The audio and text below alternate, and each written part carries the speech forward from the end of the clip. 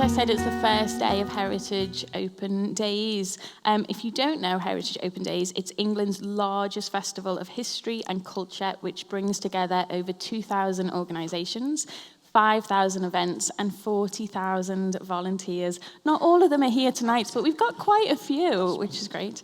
Every year in September, places across the country throw open their doors to celebrate their heritage, their community and their history. And it's a great chance to see hidden places and try out new experiences. And it's all free, which I think is amazing as well. It has a theme every year, and this year's theme is People Power, which feels quite apt, especially in Totnes, because I see that you're all very much powerful people. And each year they commission an artist to do their Unsung Stories project, which is supported by the players of Peoples Postcode Lottery. And I'm really proud to say that I was picked this year. I was asked in December. Thanks, love. I got an email and thought, this must be spam. It sounds far too good to be true. Late last year, saying, this is what Heritage Open Days is, which I'd already heard of, and they said what the theme is, and they said, what we're really passionate about is to show that people power doesn't always have to be loud, doesn't always have to be loads of people, doesn't always have to be transactional or aggressive, or what we often think of as activism. Let's look into history of where people power is different to what we might think. And the people who know me in the room know that I run the Craftivist Collective, and our methodology is all about gentle protest. And it felt like a really good fit. I love working with local organisers and local groups. And I was thinking, I always get asked to too many different opportunities, and there's only one of me that runs the collective. But it really stuck with me, and I kept coming up with far too many ideas, as the managers of Heritage Open Days know, who are here today. But for me, what really made me think of, okay, well, what is people power? And I've been in activism since I was 3. My background is a professional campaigner for different NGOs, and then I've been running the Craftivist Collective for 11 years. And what's interesting that I've noticed, and a lot of you have already told me this as well, is the last few years, it was very much people saying, yeah, I want to be involved in people power and campaigning and change making. That would be good. The last couple of years, it's been, I need to get involved. I have to get involved. I'm anxious, I'm overwhelmed, we've got to do something. So it's sort of changed from want to need, and there's more and more activism that we're seeing in the media. But a huge majority of it that I see is a lot of what we don't want. We don't want plastic, we don't want certain things. It's lots of no to this, no to that. And I'm a big geek on neuroscience, and we have a neuroscientist in residence at the Craftivist Collective called Dr. Charlotte Ray, and I check a lot of stuff with her. And we were like, why do we keep focusing on what we don't want when we know the way our brain works is if we focus on what we don't want, we go into fight, flight, or freeze mode, and we just go, we don't want that, because we're trying to protect ourselves from it.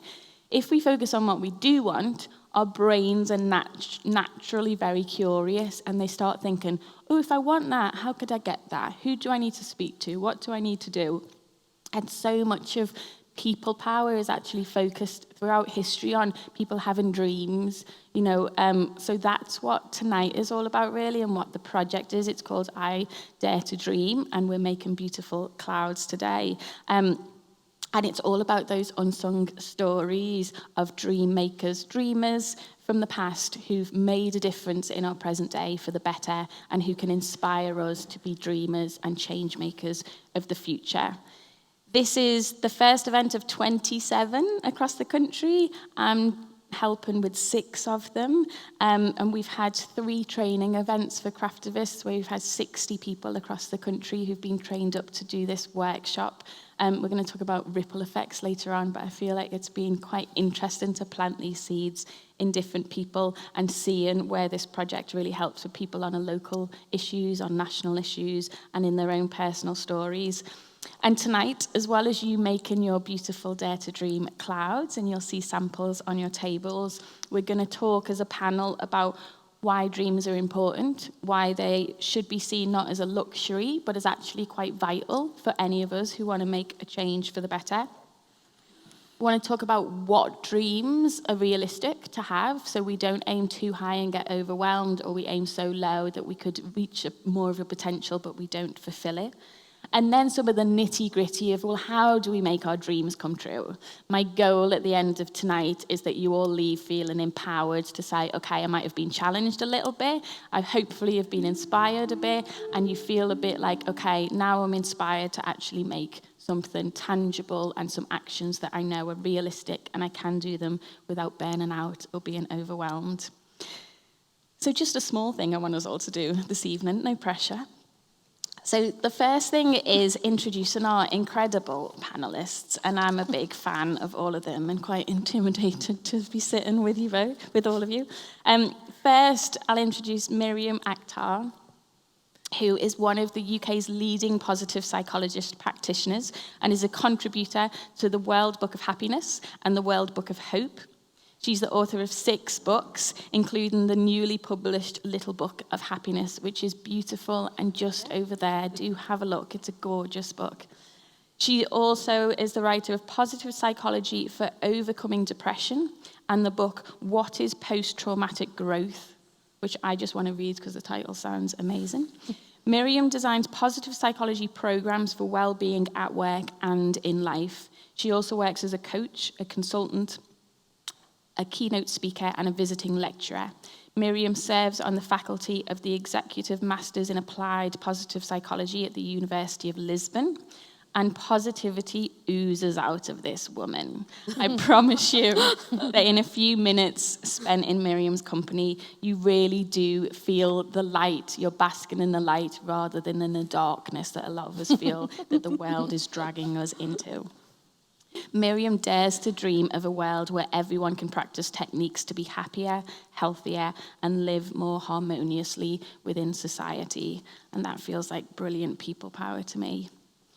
Rob Hopkins. Do I even need to introduce Rob Hopkins? No, don't bother. I am going to, because we're filming tonight for YouTube and for people all over the country who are already keen to watch this video.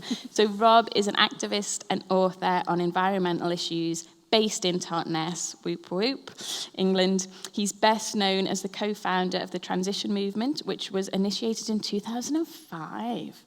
His new book, From What Is to What If, is out next month, about the power of imagination as a tool for activism. Do grab a postcard of him at the end.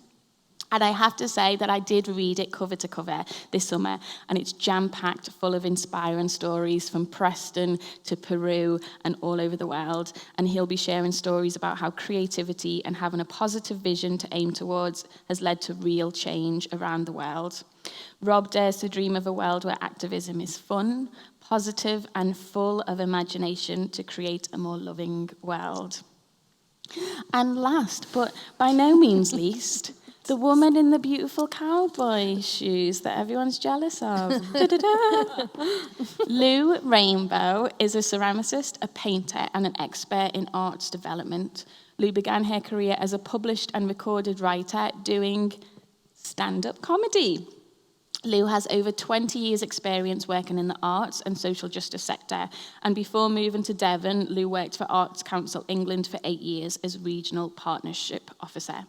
She's now the founder of Craft Revolution, a movement that asks us to love making, providing courses, projects, collabs, social justice, natural build, makers events, and restoration. Lou project manages outdoor spatial structures that you might have seen on your way in here, and craft events, strategic partnerships with higher education and further education institutes, as well as with the public and private sector. I've seen firsthand some of the truly inspiring, empowering, and dare I say, transformational work Lou has done and continues to do at Dartington Arts, at Schumacher College around the corner, and in local communities. And I'm absolutely thrilled that she is co-hosting tonight as Craft Revolution.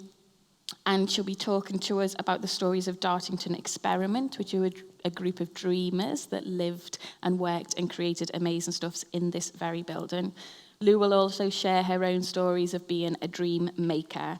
Lou dares to dream of a world where people use their head, hands and heart together to be part of the positive change that they wish to see in one amazing world. It's a pretty impressive panel. I hope you agree. So I'm going to get straight into it and ask you all why dreams are important. So first of all, I'd love to start, Miriam, with what is positive psychology and why is it relevant to activism and people power? Well, positive psychology is the science of optimal human functioning, so how we can feel good and function well. How we can move towards a state of flourishing.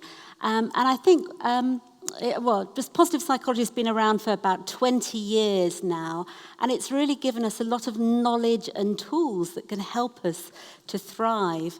And one thing I really would like to focus on is the power of positivity. So positive emotions like joy, like bliss, like calm are much more than good feelings. Positive emotions, they don't only feel good, they do us good too, in a whole range of ways. They help us think outside the box, they broaden our minds, and they also build resources, so they strengthen us from the inside. So not only, there's so much more to positive emotions than we think, and doing the things that make you feel good will really feed your well-being and build your motivation and energy for whatever you want to do, whatever you aim for. And we got some evidence that that's worked in this place, and this is what I love about Heritage Open Days, is you find these incredible stories, which are hard to ignore when people say, what's the point, trying anything, nothing's going to work. Lou, can you tell us more about the Dartington experiment, which you all have a bit of information on your tables about as well? Yes, so this place is pretty, magical, but it's also really radical too. It has a radical history. So the site on which we're actually sitting right now was actually an Iron Age fort. Henry VIII, his cousin, John Holland, actually built this hall. So it's got a lot of history. And we also have a 2,000-year-old yew tree in the garden, planted about the time of the birth of Christ or Gaia or Shiva, depending on where you come from. Okay, so in 1925, the Dartington experiment explored new ideas and projects with the aim of simply building a better society. I mean, what a great reason to get together. And then Dorothy and Leonard Elmhurst wanted to have that opportunity to create a better society, so they came here. And the estate soon became a testbed of innovation and a campus for practical and progressive learning. Important British institutions, including the NHS and the Arts Council, emerged from here. So people came here and they were attracted to the idea of sharing ideas and opening their minds. Dorothy used to say, it's like having the top of your head lifted off and exchanging ideas with kind of like-minded people, but also maybe not like-minded people. So groundbreaking experiments in land use, farming, education took place. And in no time at all, this is like during the war going on as well, Second World War, this place was a hotbed of ideas and positivity. So we were talking about this earlier. So did you know that the Labour Party's manifesto, Let Us Face the Future, was formed here in 1945? So that's the year the war ended. So leading to the formation of Britain's welfare state. So that's radical stuff. And that's people who gathered here. They got the train or their put-put cars from London and gathered here in Dartington. I think we can all suck it up. And we're going to do a bit more of that tonight. So the Elmhurst understood that the world and its people are complex. Hallelujah. There are many sides to every story and every human being. We need environments that encourage our whole being to flourish. in connection with nature and each other, and it's that simple. More recently, important movements have occurred locally. The Transition Town, Totnes, and the Transition Network were formed right here in Totnes. And of course, the super radical craft revolution. Thank you so much. Rob, I've been following your blog for a while now, and you have interviewed, it must be hundreds of people. For this book, you interviewed hundreds of people. A lot of them talk about imagination, and your book is all about that, but can you give us some examples of why people's dreams has really helped them actually make real change? Are there certain trends or threads of why having that vision, having that imagination, having that dream has helped them achieve real change? I think there's something really exciting about people who set out with the idea of how do we give the future that we long for a kind of a physical form so we can see it and touch it and smell it and interact with it. I kind of create a sort of pop-up tomorrow in our life to whether it's a small thing or a really, really big thing. There's a guy I interviewed here, actually, just sitting over there under a tree called Stuart Candy, who's a futurist. And he does these things where he creates what he calls visceral immersions in the future, where you go to a place and you have maybe 4 different rooms, and in each of them there is something going on, which is kind of an immersion in a way the future could go. So you might go into one and there's something happening from 2050, like election hustings from a time when actually corporations run, rather than people. And then you go to another one where there's something really great happening, and then at the end everybody sits down and goes, yeah, that was interesting. Different kind of ways of looking at the future.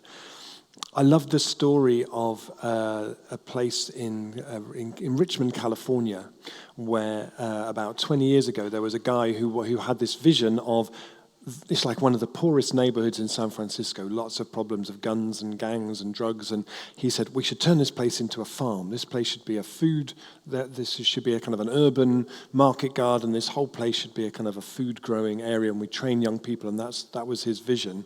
And then he died shortly after he had that vision. And then there was a group of people who came together around that dream and said, we need to make that happen. And there's an incredible woman called Daria Robinson who works there, who's one of my sheroes, just amazing. And she's been working there 15 years, training up young people to become food growers. And they're in the shadow of this huge Chevron refinery. And about 5 years ago, the Chevron oil refinery blew up and covered the whole place in sort of black sludge. And all these young people who'd grown these gardens and had a year's worth of harvest ready to pick, it was all covered in sludge. And so Chevron held this meeting to say, sorry, oops. And they all went and they bought this stuff and just silently went up and piled it all in front of the stage while they were talking. And I was really interested to talk to her and say, you've been doing this for 15 years and training generations of young people to grow food. How have you seen it change their sense of what's possible? Here's a dream. They've kind of come into this dream and you've trained them up. They've spent 2 years with their hands in the soil. And she said, what's happened is the culture here has changed from when I grew up here, which was when you grow up, you get out. You leave here because otherwise you're going to die here. To now people saying, I want to stay here, build a livelihood here. This place feels full of possibilities to me. And that was a real taste for me of a dream that people have taken and really grounded into something, and over time has become, I always remember in London, in Crystal Palace, Transition Town Crystal Palace, who were fantastic, started a food market that won all the kind of best market in London awards. And I said to them, why do you do this? And they said, because we want our children to grow up thinking this is normal. Yeah. And that feels to me like what so many of us are trying to do. Is like, actually, this just is completely normal now. It's the seeing is believing, really, isn't it? Yeah. Once you see it, you haven't really got an excuse to go, oh, it can't be done. It can't You're be like, done. oops, Yeah, exactly. It's sort of been done a little bit. So with that, talking about scale, just leading on that with you again, Rob, with what dreams have we seen, what dreams can happen, big and small. So it can be, like you said, these pop-up happenings. Yeah. Or in your book, you talk a lot about massive changes in government, in local councils, within the bureaucracy of democracy that I'm sure a lot of us have experienced firsthand. Can you give us a couple more examples of very different ones? So a big scale and a small scale. Yeah. And what are some of the hiccups or the learnings? Or I'd give 3 if I could, which I'll do Cheeky. the first one quite quickly. There's one in South Africa. There's an amazing transition group called Transition Greyton in South Africa. It's quite a poor town, and they've been doing all kinds of really good projects. And then there was a young lad here who was at Schumacher College and who went out there, Joseph. And when he arrived there, on the edge of the town, there was the town dump full of rubbish. And he had this beautiful what-if thing moment where he said, I realised when I was standing there in this dump that I spent all of my teenage years going to festivals where we would go to a beautiful, pristine site and spend 4 days covering it in rubbish. And I thought, why don't we have a festival that goes to a place covered in rubbish and spends 4 days clearing it up? And so what they did, one of the things was they used all the old plastic bottles and make what they call eco-bricks, where you pack them full of rubbish and then build with them, use them like bricks. So on this dump, they're building an education centre out of the rubbish that was on the site, which I really loved. In Tooting, Transition Town Tooting, who are amazing and who are really kind of imagination-based transition group. They're really great. And they realised that in Tooting there was nowhere that was like a town square or a village green or a place where people could meet. But there was one place it could be, which is a bus turning circle, which is normally just full of buses with their engines idling, and the people who live there, the air quality is horrible.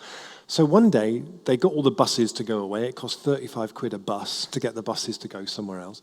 And they had this space, and so they spent the whole day saying, what if this was our village green? They rolled out grass on the ground, they planted flowers, they had music and food and dancing and carnival.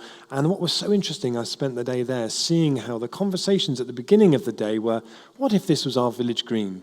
So by the end of the day, they were saying, when this is our village green, what will we do? And right along the big wall of Primark, which was just next to it, I heard all these people saying, when this is our village green, what will we paint on that wall? Yeah. What story of this place and ourselves do we want to paint on that wall? And then the big sort of really impactful story for me is in a place called Liège in Belgium, where about 5 years ago, the transition group there had this beautiful question. They said, what if in a generation's time, the majority of food eaten in this city came from the land closest to this city?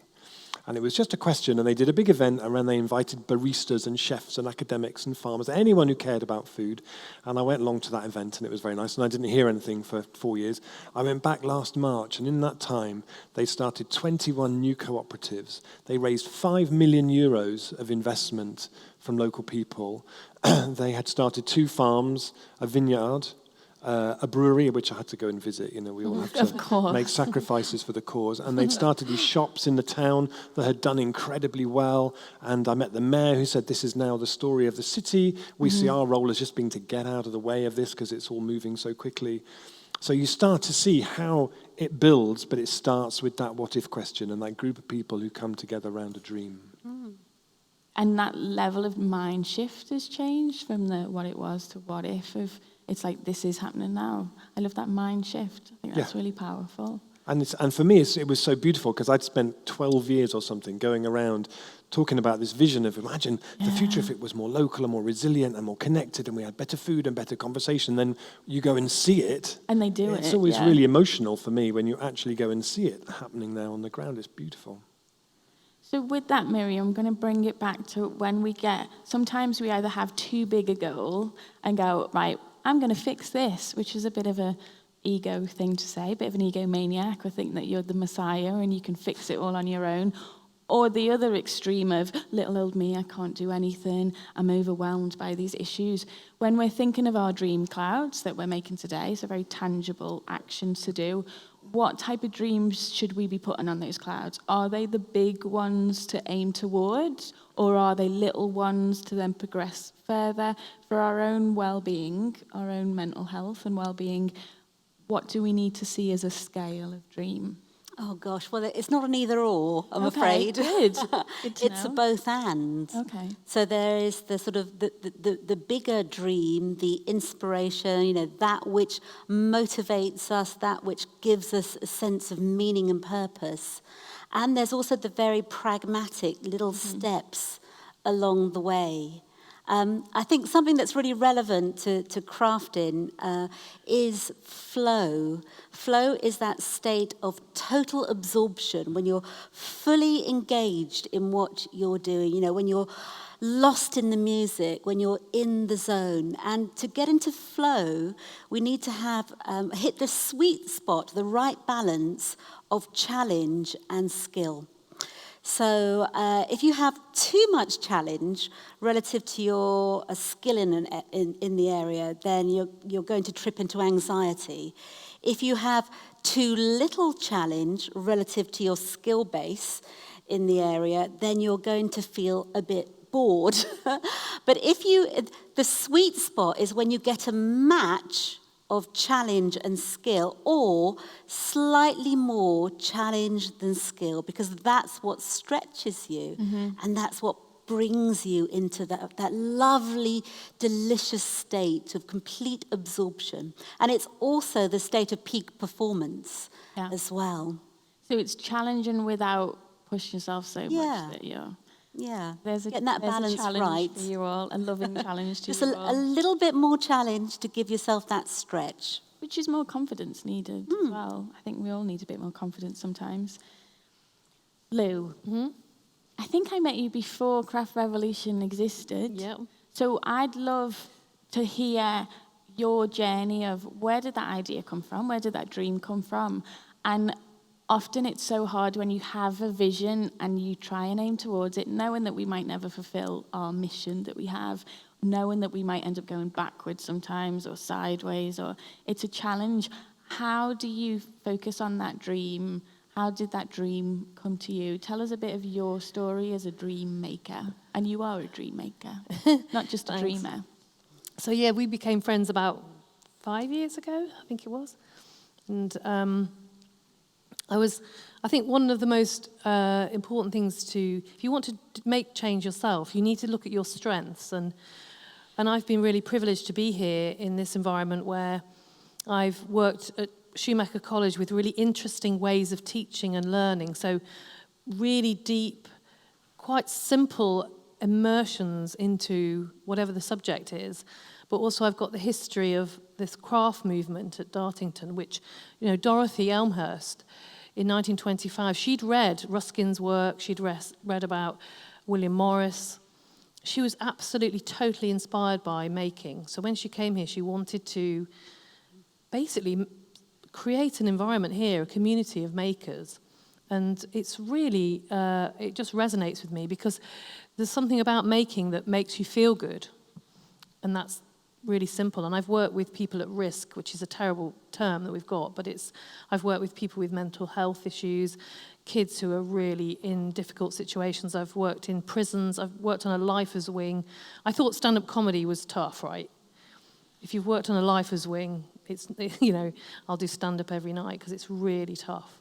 But I've taught people who are really not in a good place to lose themselves, just as you talk about, the flow. And the flow leads to open-mindedness to other ideas. And so going back to that idea of the merging of this really interesting way of learning at Schumacher, which starts with looking at the basics of things. Like, for instance, when we do a woodworking course, we start in the forest and we ask grown adults to identify some British trees, and they all break down in tears and say, I think that's an ash, I don't know. And you think, how come we don't know any basic, knowledge? Where's our knowledge gone about nature?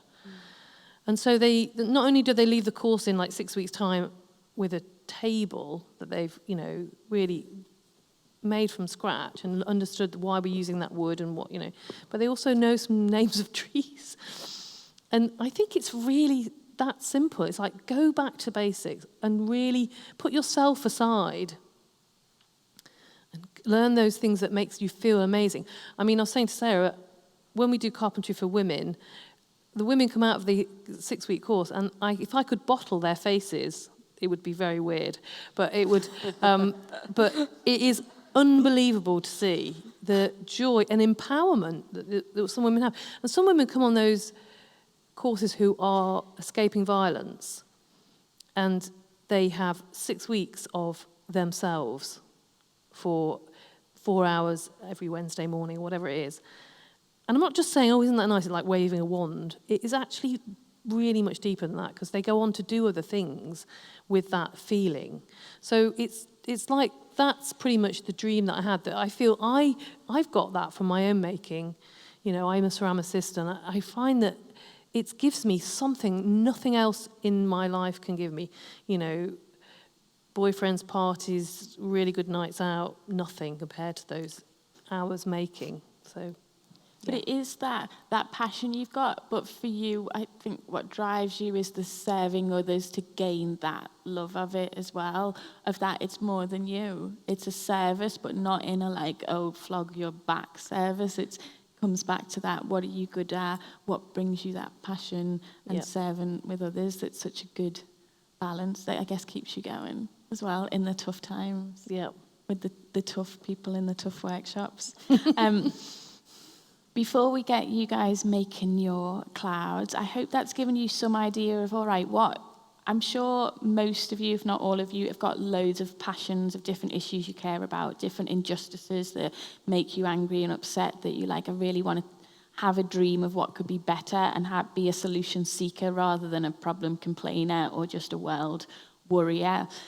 Have a think about what's the context I'm in, what gifts and talents have I got, what brings me joy, but also how can I serve others, and how can you turn this cloud into something of a memory device, of something that you look at wherever you hang it, and it reminds you, doesn't make you feel guilty or like, oh, I haven't done that on my to-do list of that dream, but really does try and inspire you to keep towards going for that dream, however big or small or weird journey that it might take you on.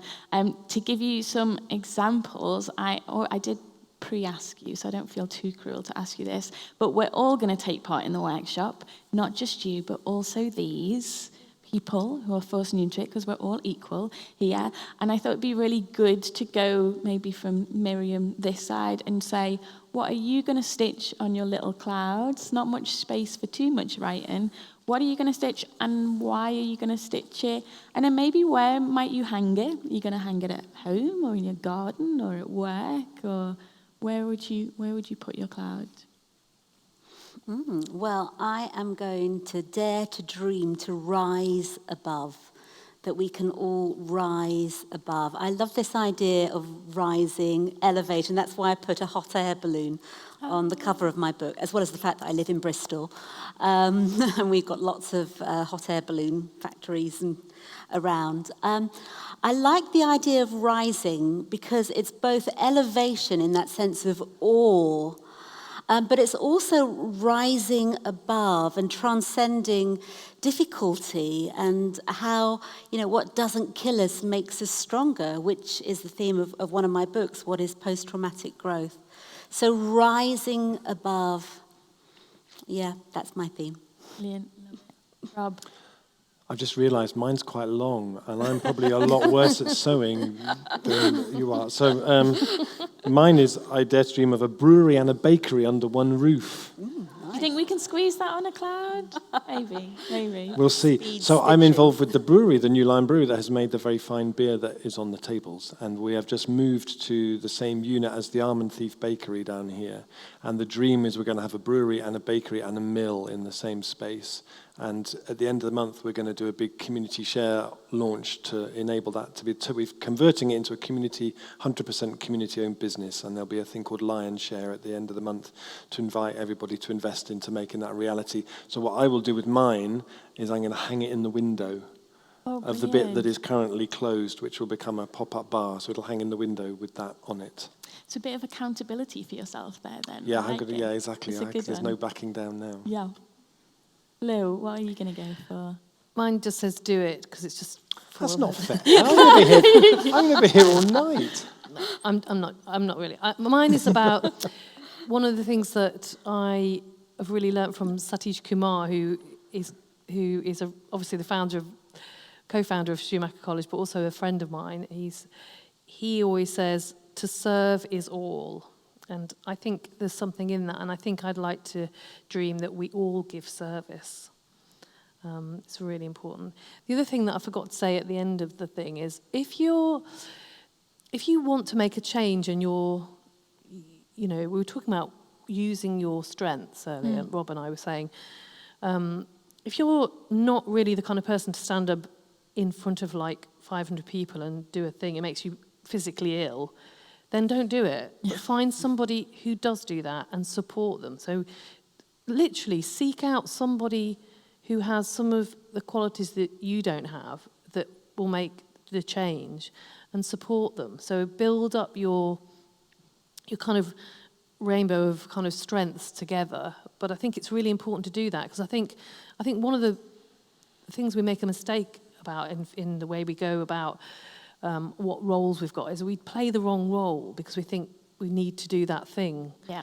And that's old. That's the old paradigm. Use your strengths. Find somebody who you can match yours and and give good service.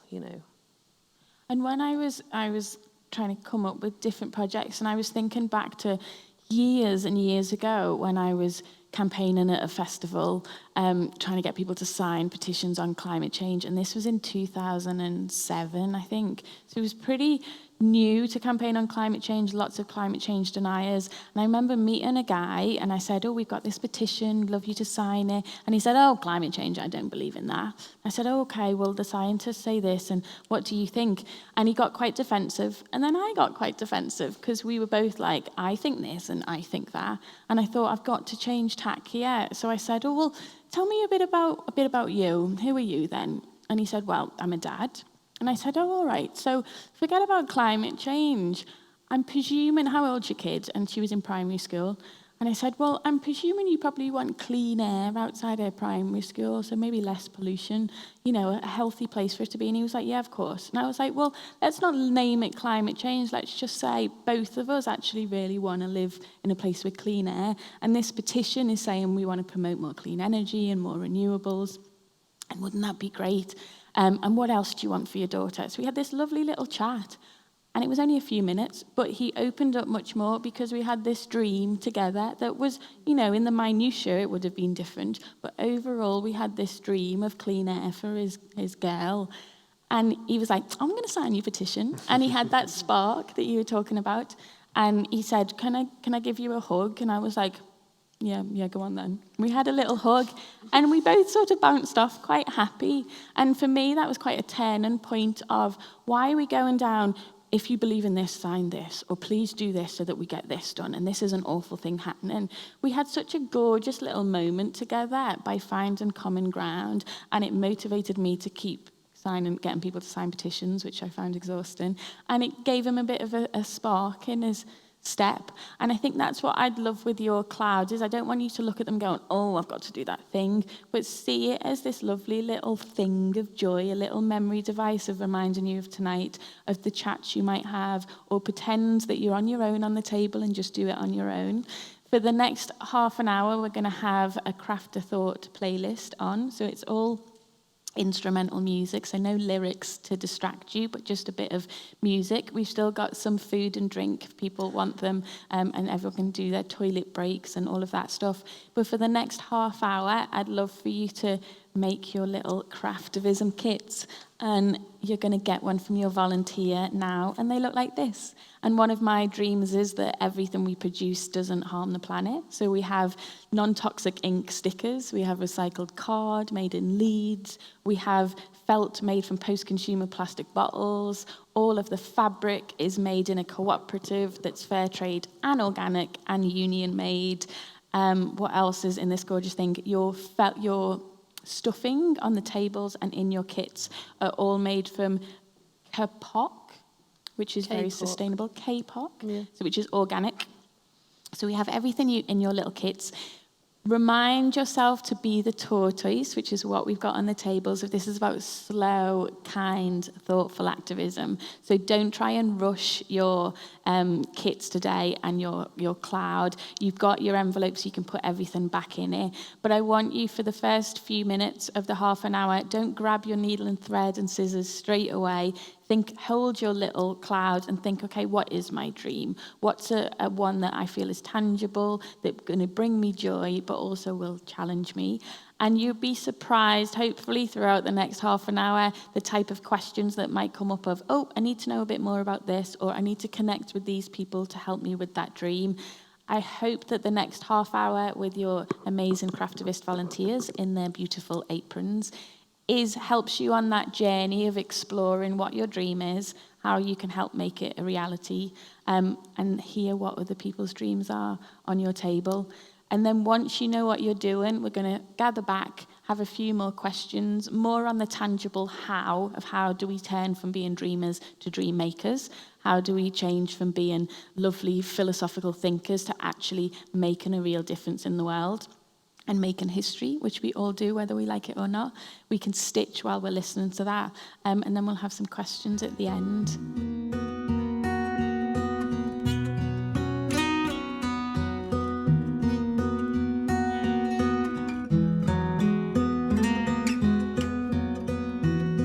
Time flies when you're having fun.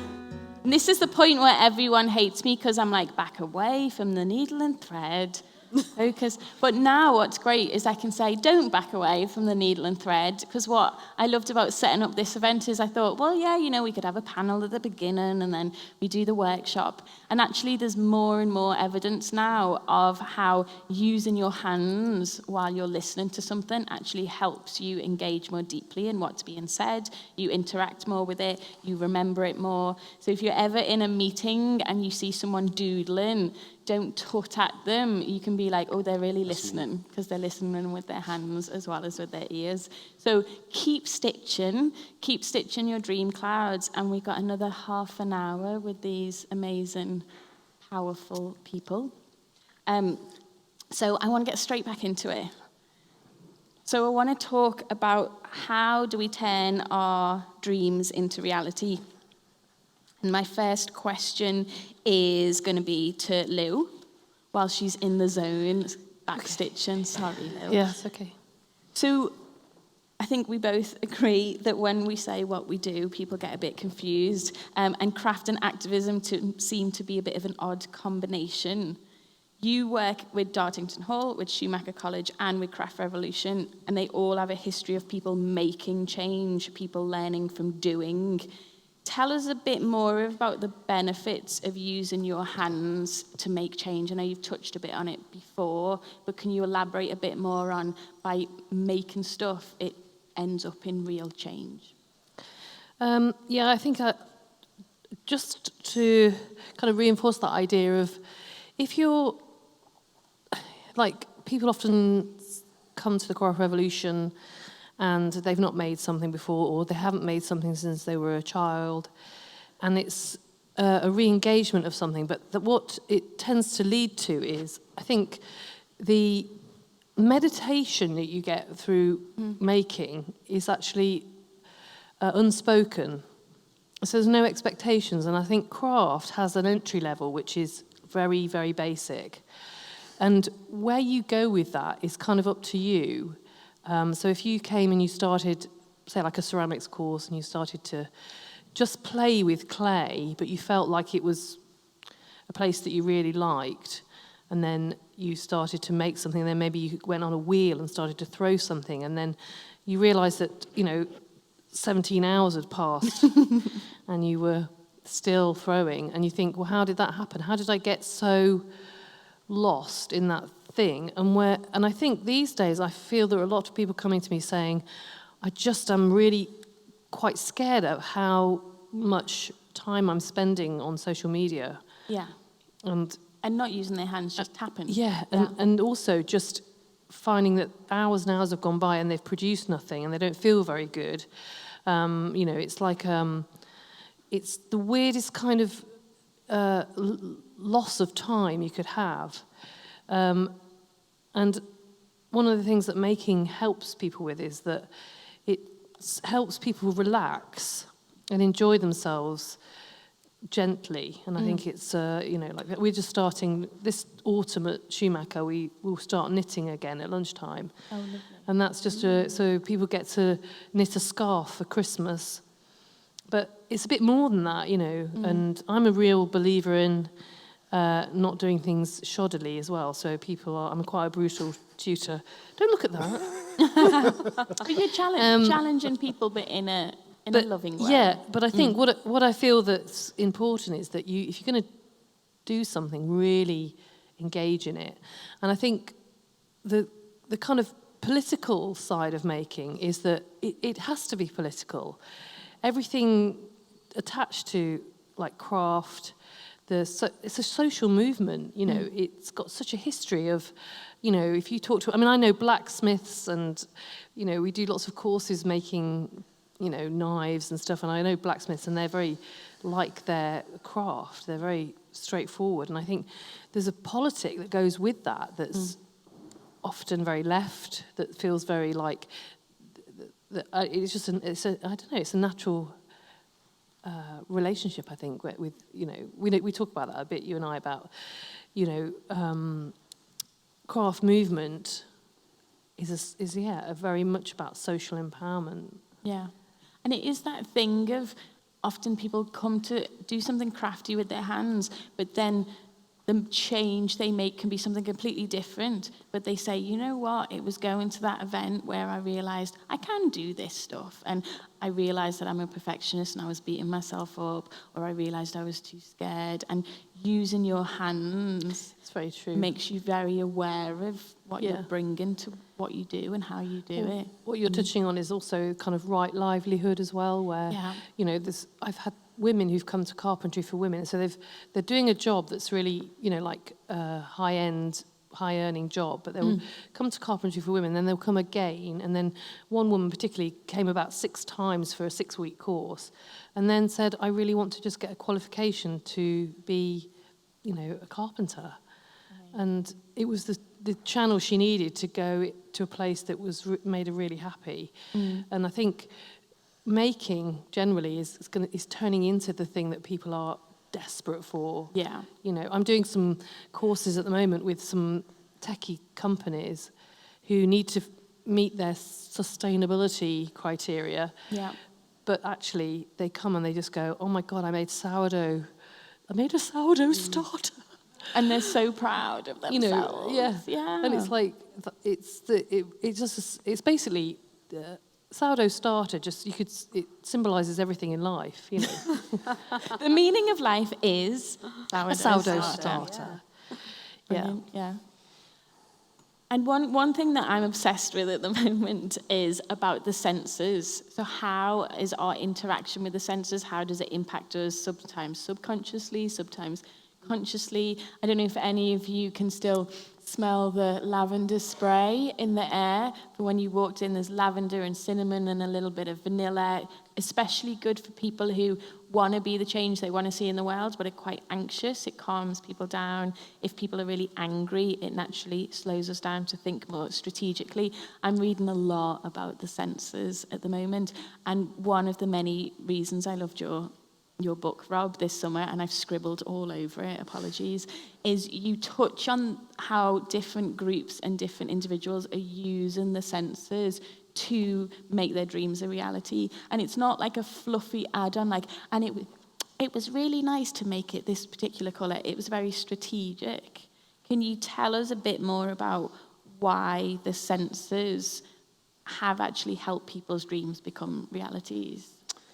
Yeah, I interviewed these 2 researchers at Plymouth University called John May and Jackie Andrade, who developed this thing called functional imagery training, where they said, the way they first talk about it is they say, imagine a lemon. Imagine, if you shut your eyes and imagine you're holding a lemon and you can feel the weight of it in your hand and you can see how bright yellow it is and you run your thumb over it and you can feel the texture. And maybe you cut it in half and you can smell the lemony sort of smell, and then you squeeze it and a bit goes in your eye. They said whenever you do that bit you say about it going in your eye, people kind of wince as if it's actually going in their eye. Because they talk about how the imagination is not just imagining pictures, it's a multi-sensory. We imagine smell, there's beautiful research about people who they take a group of people, split them in half, and half the group of people sit and actually learn a sequence of notes by playing a piano, and the other half just sit and look at the piano and imagine they're playing that sequence of notes, and by the end they're pretty much as good as each other.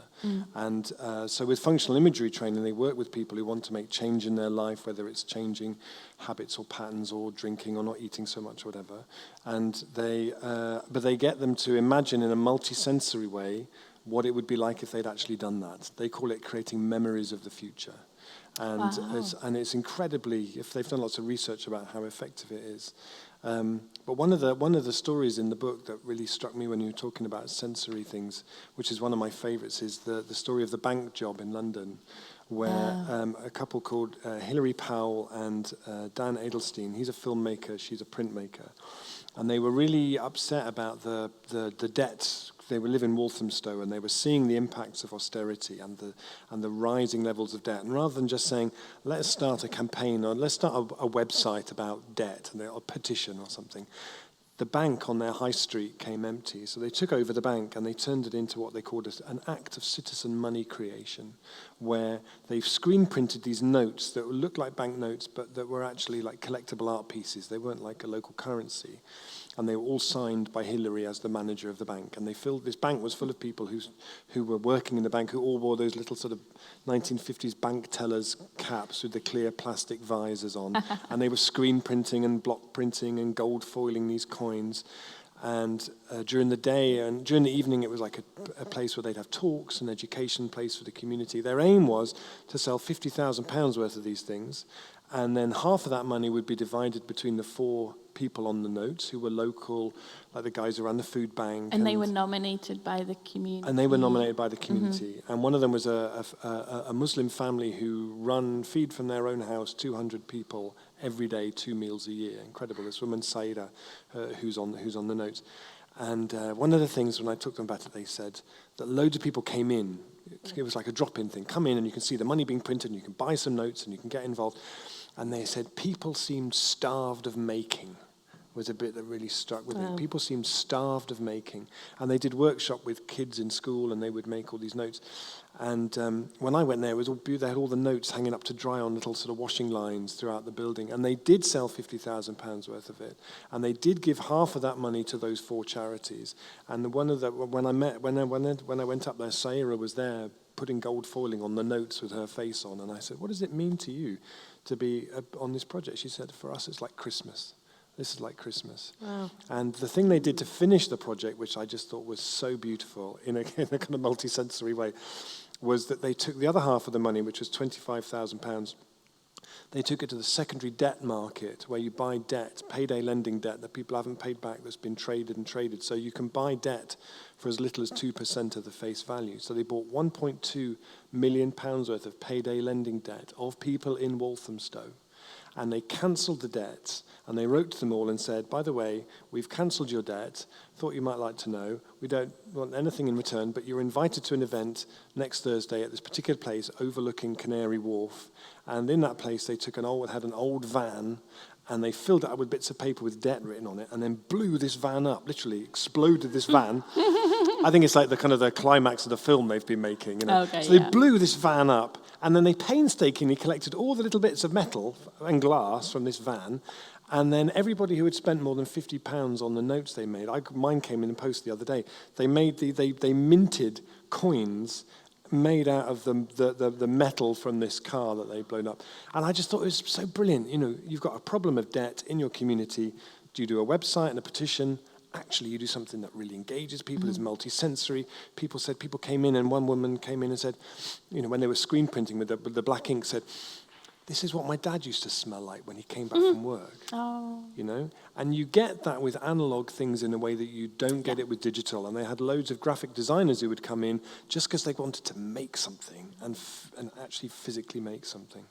And I think that's so different to if you think of more traditional campaigning of go on this march, sign this petition, go on this demo. Often we're in a rush and we do it and we say we just need bodies, we need people to come and do this thing. Whereas when you say come and help us make stuff, it's such a different invite, isn't it? And I think it's given people, when you use making, I mean, I just love the word, any excuse to put it, change making, dream making, you'll notice I use it a lot. But it's so much more empowering because it's something that you're physically making, you're making it often with other people. You've got a bit of responsibility to do it, so it's not just a transaction. Totally. It is fascinating. And we are feeling people who think, we're not thinking people who feel. So whether we like it or not, we are led by our feelings. And I think that's what's fascinating with all of the stories that I'm reading from your book and from being, teaching a bit at Schumacher and just being able to be around here is when you're led by your emotions, being aware of our emotions and the baggage we're bringing, but we remember stuff much more. We have that spark of joy you were talking about, Miriam, of, what was great, what even today making art, hopefully making the clouds, you might have felt frustrated as well as proud that you threaded your needle, as well as a bit like, oh my word, this is going to take me ages. But it's very emotion-led. It's not just your head. And Lou, you were talking about how things are often very heady, very strategy and focused of what's the strategy, what's the theory, whereas using your hands as well can it's be also, I think, really it powerful. puts you, because I draw, like I go out and sketch. Yeah, you do, yeah. And I find that actually, when I get in that zone of drawing, I can look back at drawings I did 25 years ago, and I can remember what it smelt like and sounded like, and everything when I was in that space. It's like a heightened kind of meditative state or something. I don't know. I teach savouring. Savouring is one of the happiness habits in my book. I teach Actually, savouring. That's yeah, I beautiful. do. It's great. It's my favourite habit of happiness. And the way to enhance savouring, which is basically about maximising pleasure, is to use your senses. And it's really all experience senses it through your... Yes, they are. Okay, However, there is something about smell, and because smell just opens up to memories. Yeah.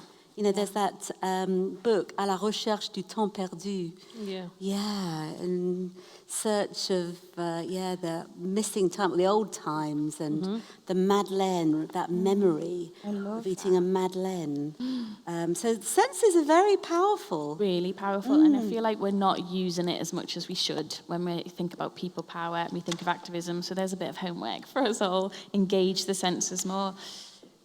One thing I love you mentioning, Miriam, is you often talk about hope is the cousin to optimism.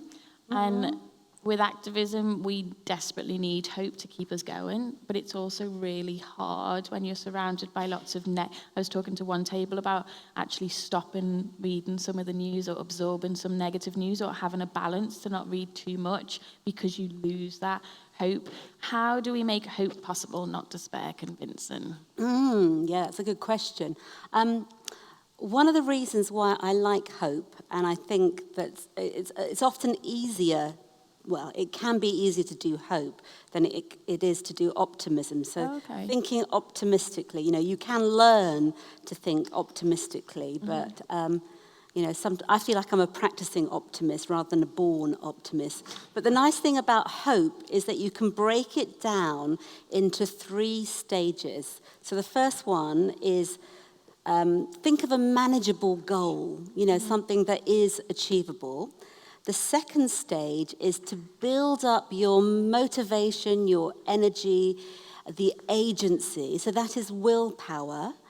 And the third part to hope is then to identify different pathways to the goal. So hope is a mixture of willpower and way power. Ooh, so I like that's that. why I like hope, because you can break it down into those parts. But it's scary, isn't it? Like, stitching these clouds, there's some incredible words and phrases and what people are putting on their clouds, but often they're very big, and it's nice to say, oh, I dream of, all children have emotional support, and you think, that's definitely my dream, but how do you turn that into measurable goals? And that can scare us, but I think that's where it comes back to the challenge as well, and looking at those crafter thoughts and going, okay, how am I going to turn this into actual reality? I want to link back to history, because we are in Heritage Open Days week. And my concern, because my passion and my job is to train people as gentle protesters, and I'm lucky I get to do it around the world, is people's default is activism looks like this. It's big, it's loud, it's powerful, it's often hard power rather than soft power. It's you do something and it makes a change. But you look throughout history, and activism's messy, and making change is often hard to measure or hard to see. The history of a lot of people power is very different to what we're doing now. I think if people said, oh yeah, I'm going to an event on people power, probably not what you're doing now is what they expect. I want to ask some little history stories from you guys, whether it means history of yesterday or whether it means decades ago. Have you got an example of what you've seen or been part of that has been people power, that has made a difference, big or small, but hasn't been done in what we presume is the obvious way of doing activism? Shall I go? Yeah. Lou definitely wants you to go first. I love this story from Kilburn in London, where he tells it far better than I do, but I will have a go. Where there's a guy called Leo who lived in Kilburn, and he was a sustainability consultant and a writer, and he was very, very busy, and he was always dashing about with his phone and always very, very busy. And one day he broke his foot, and so he couldn't dash about anymore, and the doctor said, you need to keep moving about, you need to take 2 months off work, you need to just keep moving about, and but you can't go very fast. So it was the first time he'd actually seen the place where he lived slowly. Mm-hmm. And so he would be walking about, and he started to notice things about his neighbourhood that he'd not seen before, one of which was that actually there were quite a few places in Kilburn where there were grapes growing, which he'd never really noticed before. I've met Leo. I know who you're talking about. You know who you're talking about, Carry on. yeah. And around that time, he read a story in the paper, you might remember it from a few years ago, about a woman in Eastbourne or somewhere who died in her flat, and no one found her body for like 7 years or something. it's Horrendous. awful. 2 weeks, actually. 7 years or 2 weeks? It was she. No, there was a story that was like several years. Oh, really? There is a story, yeah. Yeah. Oh, God, sorry. And no, that was another one. Oh, well, that's another story. Which is bad in its Which is own bad way. enough. Yeah. Sorry. And anyway, so he thought, well, actually, if I died in my house, who would even know? I don't know anyone on my street. I'm just living here. I don't know anybody at all. So anyway, he's walking around. He's got these thoughts going on in his head. I don't know anybody. And seeing these grapes. And then when he said, one day he was walking in the park behind this older guy, and he said, I don't know why I asked him, but I said to him, excuse me, have you ever made wine? Do you know how to make wine? And this guy was 70, Italian guy, and he said, my friend, the soles of my feet are still purple from the first 29 years of my life. And together they came up with this idea. He said, look, well, we'll get all the grapes we can find, we'll buy some grapes, we'll set up a kind of grape treading pit on our street, and we'll invite everybody on the street, and we'll all make wine together. So one Saturday, they made this pit. Everybody came, all these people he'd never met before. They all bought some food, and together they all trod the grapes, and they made this wine. And the wine, I have to say, is absolutely the most disgusting wine I've ever drunk in my life. They call it unthinkable drinkable Brent or something. So they call it Brent Crude because it's from Brent. It's absolutely horrible, but that's not the point.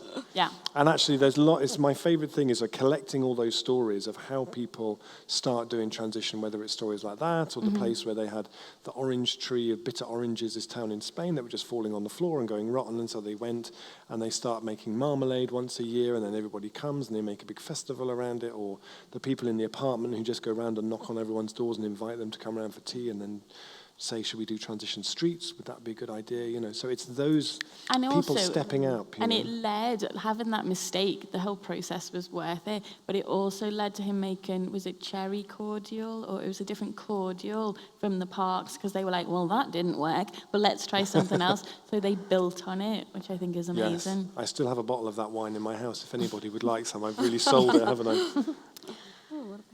I want to talk about ripple effects, because I think one of the get out clauses we can have in our inner monologues for ourselves is, well, I can have this dream, but little old me, I can't do anything. I'm only one person.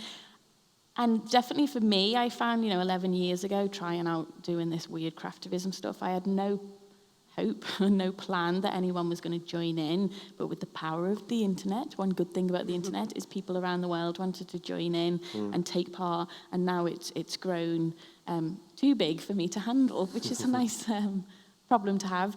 And I know it's similar, we've talked, Rob, about how do you do this one thing and then it spreads like wildfire, and how do you support people to do it so it's quality work but also let them take it in their own directions. You are one human being, like the rest of us. Tell us about how are you coping with the ripple effects? So how you've seen mid-transition towns that you do something and it spreads. you're doing it with the brewery, you're trying something out small and locally within the 24 hours that we all have. But there is so much power with those ripple effects of how, have you got other examples from people that you know of the ripple effects they've had, either intentionally or completely unintentionally? Yeah, I always say to people who are doing transition, you know, I every time I go to visit, and I visit transition groups all over the place, and they always start by saying, yeah, well, of course, transition works everywhere else, but, you know, I don't think it's going to work here. Or they always say, well, we're doing all these projects, but they're really small, and I don't, you know, they're not having that much of an impact because they're too small, you know. And I always say, you have no idea where the tipping point of this project is. Yeah. You have no idea. This project you've started, and it feels to you quite small, and you're working away on it, and sometimes it just feels exhausting, and what's the point? And actually, you never know who will see that and the impact it'll have and where it'll go. I went to Berlin one time, in Kreuzberg, this neighborhood in Berlin. Very cool neighborhood. Well, yeah. And how do they let you in, Rob? Well, I don't know. Because I can stitch, you see. And they had and in the park, the transition group there had started a project to plant an orchard. They wanted to plant 28 fruit trees, and everyone said, you can't plant fruit trees here. This park is all full of junkies and kids, and they'll break all the trees, and they'll last 2 minutes. And it took them 2 years to get the permission to plant these trees. And then they planted these trees, and I went a few years after they planted them, and they were growing really well. They hadn't been damaged at all. And they were kind of tired by the whole thing. But actually, then what happened about a year after they planted them was that their local government, because of that planting, changed their policy to say, as a municipality, everything that we plant will be edible plants. Because they did that. Wow. So where did that spark come from? It came from that moment when they said, should we do it? Yeah, let's do it. You know, there is such a charge and a potential in that moment. And I just came this morning back from Belgium, where transition is just on fire in Belgium. I love... In a good way, not like the Amazon. No, in a good way. Not like the Amazon. Yeah, like just amazing. There's something like 180 transition groups, and it's grown three times in the last year or so. And yesterday, there was a woman who had been very active in one of the transition groups. She was one of the sort of main people in transition there. And she just became the Environment and Sustainability Minister of Belgium. And they're doing the plan. The first thing they're going to publish in that government is a sort of a transition strategy plan. And it's called transition. It's called something. Strategy. It's like something in transition, or yeah. Wow. So, you know, it's really like, and they sent me this thing going, we're so excited she's got into the cabinet. And I just turned my little note back saying, you see, this stuff works. Yeah, yeah. But sometimes you don't plan that. And no, you sometimes can't plan it. You don't have control over it. But you are having those ripple effects. You just sort of trust that. I think it's like, you know, you just do what you do with a good heart, and you do it with a good motivation and good humor, and in a way that hopefully becomes infectious. And just again and again and again, I see how that spreads and kind of infects people and inspires people. And dreams are infectious, which it says on your instruction sheets, just in case you forget.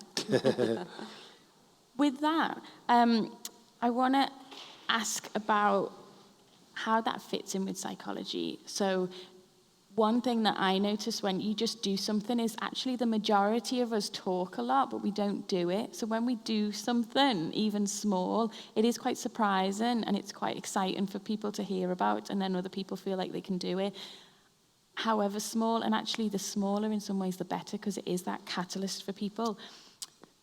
One big thing I was reading about recently is mirroring, and how where I read, and I can't remember the reference, but you might even know, Miriam, is one of the biggest ways to have impact on someone is people mirroring what they see. Can you explain a bit about what mirroring is so we can add it to our change maker checklist when we leave today? What is mirroring? Well, the brain has got mirror neurons, so we see, observe, and replicate the emotions of others.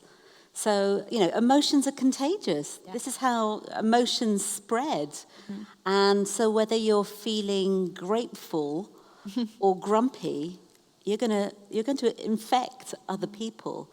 So, you've got a choice. Do we spread positivity or negativity? So research shows that happiness can spread to typically 3 points of separation. So, you are influencing, not only are we influencing each other's happiness right now, but you will influence the happiness of others 1 step away and 2 steps away. And equally, you are being influenced right now by the happiness level of people 2 steps away from you that you don't even know. Yeah. So it just shows that we have so much power. So much power to influence. And it's fascinating as well, because when people just do something differently, so I can't remember earlier on, someone was saying you want it to be the new normal.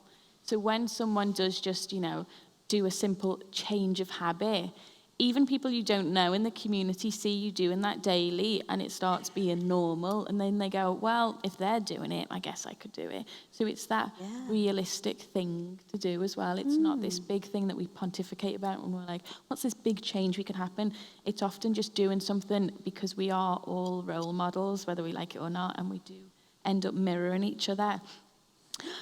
You, Miriam, talk a lot about resilience, and I know you teach a lot about resilience on your courses, and it's mentioned a lot in your books.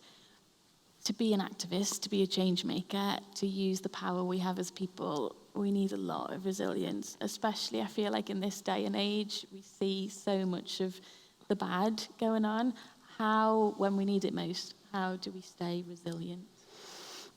It's a very good question, and there are different types of resilience. Yeah. So resilience is how we keep going during tough times. So it's about our inner strength, and it's also about being able to bounce back from life's tough times. But there's a psychologist at the University of Minnesota who says that resilience is ordinary magic. The reason for that is that there are so many different things, ordinary things that feed our resilience. So whether that's having enough sleep, or chatting to a friend, or playing to our strengths, there are lots and lots of different things, very ordinary things that feed our resilience. So it's not rocket science. Yeah. It's just what I think Rob and I have got a mutual friend called Chris Johnston who was teaching a course at Schumacher today, and he uses this wonderful metaphor called the boat and water metaphor. So think of your resilience like the water level in a reservoir. And if your resilience is low and there are rocks ahead, then you're more likely to crash into those rocks. But if you feed your reservoir with all kinds of things, positive behaviors, positive emotions, good food, sleep, rest, diet, all of that, it raises your level of resilience so that you're better able to sail through those tough times. So really, so many different things will raise the level of your resilience. And I've heard more and more about people talking about the burnout generation, which you just think, oh, yikes, when we need people not to be burnt out and to really use that power that they've got. It's so important that we learn about how to be resilient, and we learn from change makers of the past who have made a big difference. Resilience, I think, is a good one to end on, of let's keep that resilience. I think with your clouds, what would be great is to think about, okay, what is the dream I've got, and what are some of the small, tangible happenings, pop-up events, sensory experiences, things that you can use with your head, hands, and heart? What are some of the things that will lead you to reach that goal, and see what happens, see where it takes you? You might have a plan and that works, and you might end up with these ripple effects that you never expected.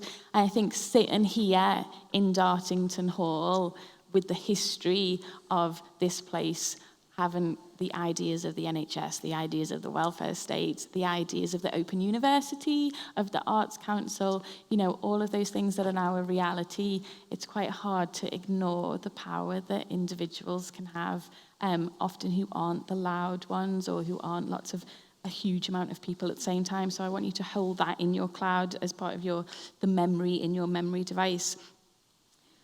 We've got evaluation forms for people to fill in, and I want you to see it as an opportunity. We're going to play one song, and we've got our volunteers in their amazing aprons to hand out the evaluation forms, and it will take about 5 minutes maximum, but I want you to not see it as a chore of, I just need to get this out the way. We're going to play a song. You've got your pens to do your evaluation forms. And I hope you see it as a good anchor, really, a good excuse to say, okay, I've got loads of ideas. I'm buzzing with ideas and thoughts. I'm just going to fill out the form, let it settle you a little bit, and then we're going to come back for a final thought, and you hand in your evaluation forms to your aproned craftivists. So, Patrick, can we have a song on, please? Thank you very much.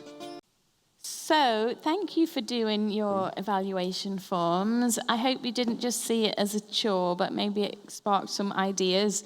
I'd like to ask one final question of the panel. I know we're running a few minutes over, but I feel like it's quite an important one that might pop up in your own heads as well when you look at your cloud later on, is sustainability. You all are full of ideas. You all are go-getters and doers, and you do a huge amount. I mean, reeling off your biographies was like, how do they do all this? How do you stay sustainable? How do you know which ideas to follow and which ones to prioritize? How do you get that balance so you don't burn out, but you also dream, make, and not just dream? Have you got any top tips for the makers in the room?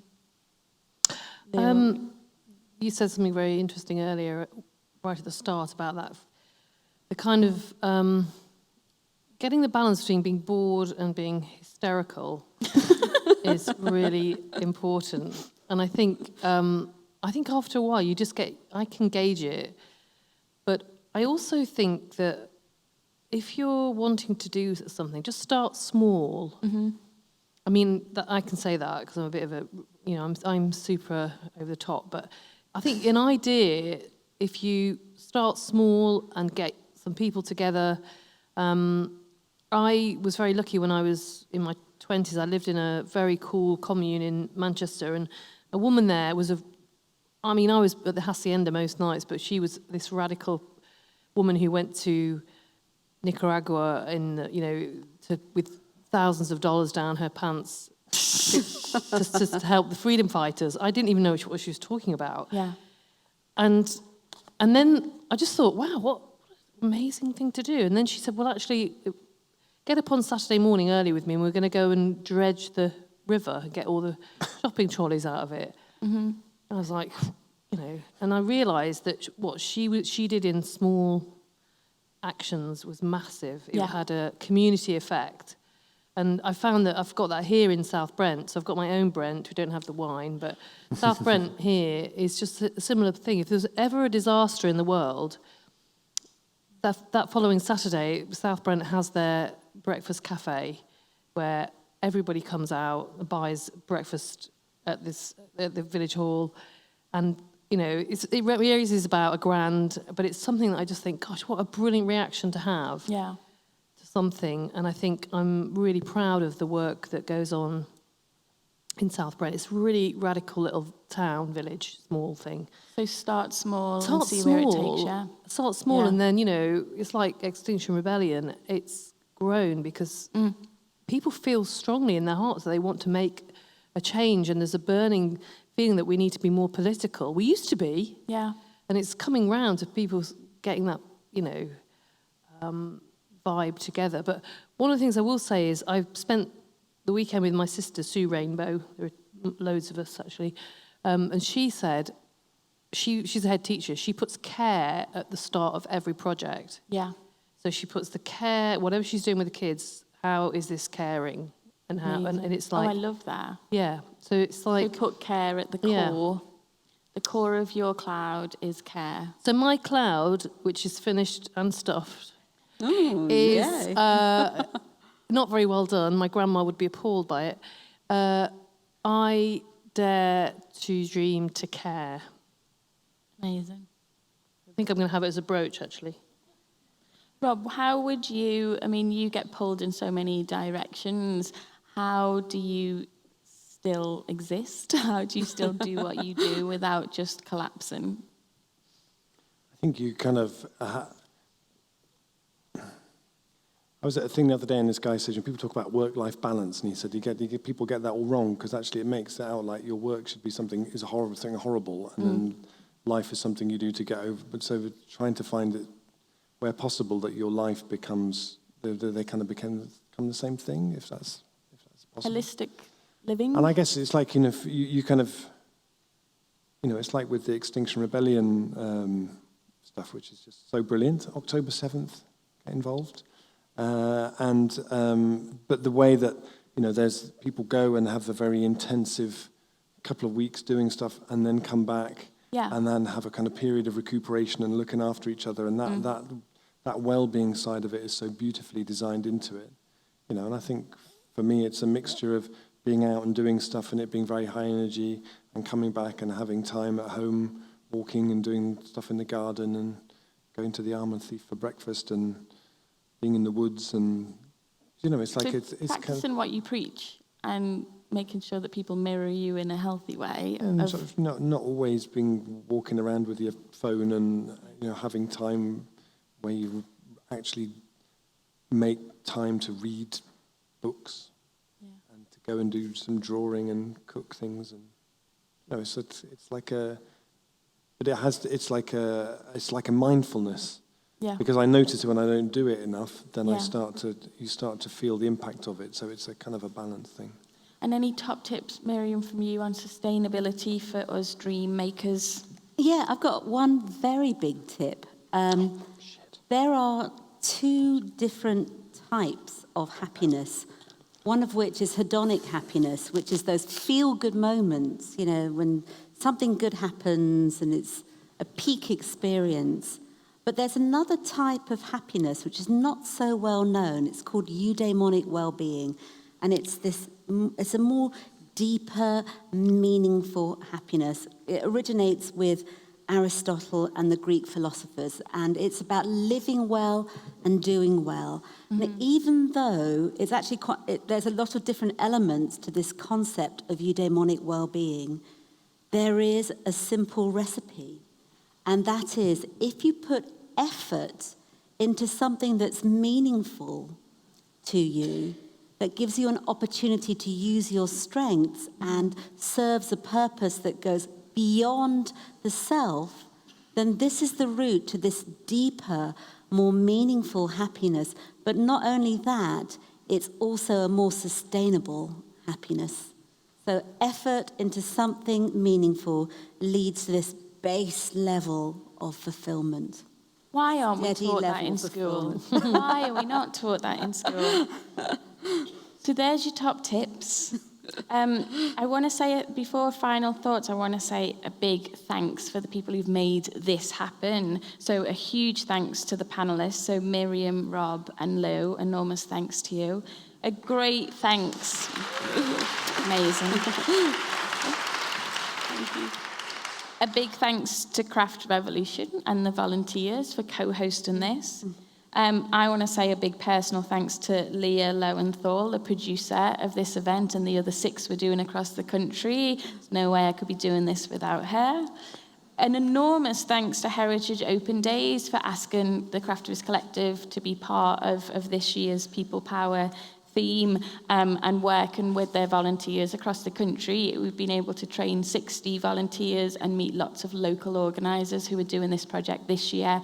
And we've created a resource that we've got the instruction video online, we've got the instruction sheets you can download, how to do your own workshop. So any year moving forward, you can do your own Dare to Dream Heritage Open Day project.